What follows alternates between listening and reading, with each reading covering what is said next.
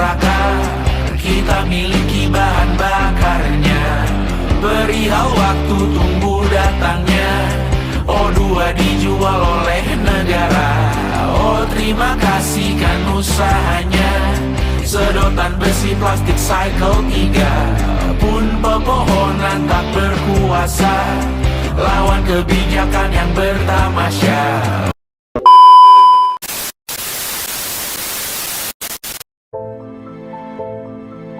Hai, halo semuanya, kembali lagi dengan saya pada pembahasan ketidakstabilan politik di Sudan Selatan.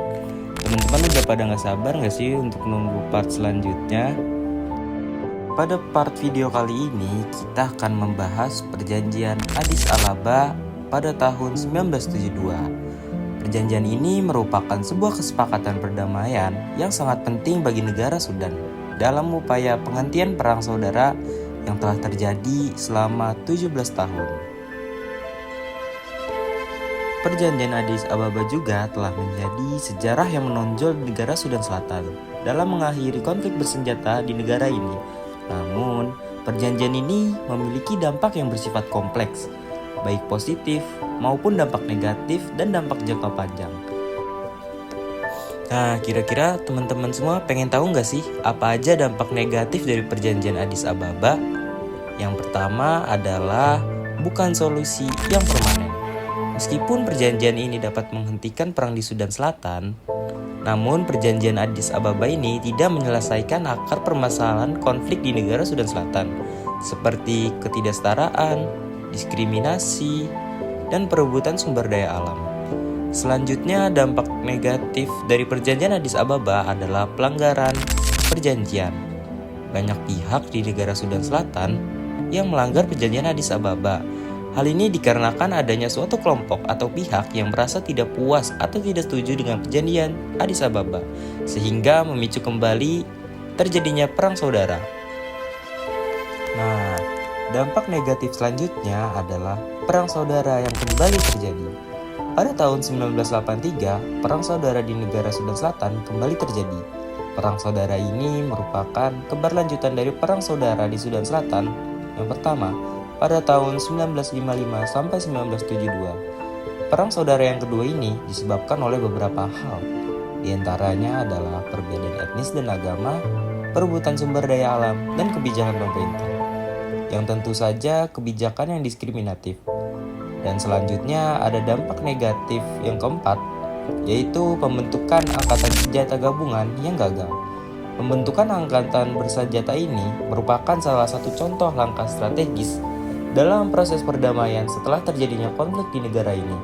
Namun, upaya ini seringkali mengalami kendala dan gagal untuk mencapai tujuannya.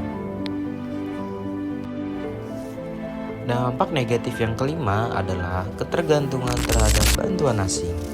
Saat setelah adanya perjanjian ini, pada tahun 1972, negara Sudan Selatan mendapat pengakuan internasional dari beberapa negara. Namun, karena adanya bantuan asing dari beberapa negara, menjadikan negara Sudan Selatan sangat bergantung pada bantuan asing, sehingga rentan terhadap perubahan kebijakan dan lonjakan harga komoditas. Nah, teman-teman, selain tadi ada dampak positif dan negatif, perjanjian ini juga memiliki dampak jangka panjang. Dampak jangka panjang yang pertama adalah titik awal menuju kemerdekaan. Meskipun perjanjian Addis Ababa ini berlangsung hanya sementara dan tidak langsung membuat negara Sudan Selatan merdeka, namun perjanjian ini menjadi titik awal bagi negara Sudan Selatan untuk mencapai kemerdekaan, yang pada akhirnya kemerdekaan itu tercapai pada tahun 2019. Dampak jangka panjang selanjutnya adalah konflik yang berkelanjutan.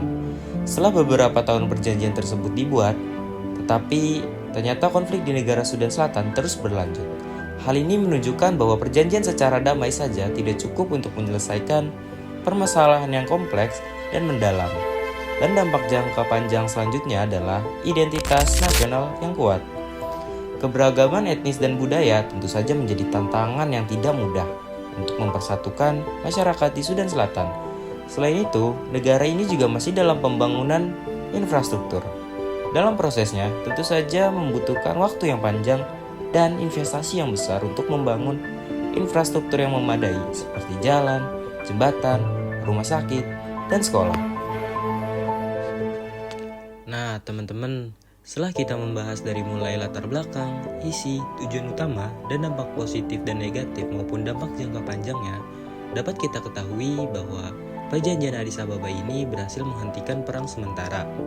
Namun, perjanjian ini tidak mampu mengatasi akar permasalahan konflik yang mendasar, seperti ketidaksetaraan, diskriminasi, dan perebutan kekuasaan antara kelompok-kelompok etnis. Salah satu kelemahan utama dari perjanjian Addis Ababa ini adalah ketidakmampuannya untuk membangun kepercayaan antara pemerintah pusat dan kegerakan pemberontak.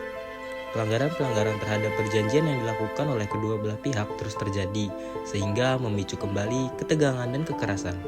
Selain itu, perjanjian ini juga tidak memberi solusi yang jelas mengenai pembagiannya, kekuasaan sumber daya alam yang menjadi salah satu penyebab utama konflik. Meskipun demikian, perjanjian Addis Ababa ini memberikan pelajaran berharga bagi upaya perdamaian di Sudan Selatan. Perjanjian ini juga menunjukkan bahwa mencapai perdamaian yang berkelanjutan membutuhkan lebih dari sekedar penandatanganan perjanjian,